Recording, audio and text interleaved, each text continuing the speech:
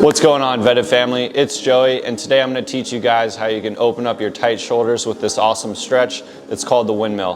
Before we get into that, if it's your first time on our channel, please drop a comment, like, and subscribe. We're on the road to 10,000 subscribers, and I'd really appreciate it. To start it off, we're going to lay down on our backs. I'm going to bring my left knee across my body.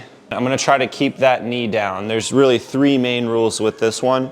And the first one is to keep your knee down. Now I'm gonna extend my left arm across like so.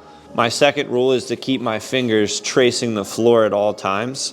And then my third rule is to keep this elbow locked out the entire time. If you need to maintain the other two rules, you can lift your knee up, okay?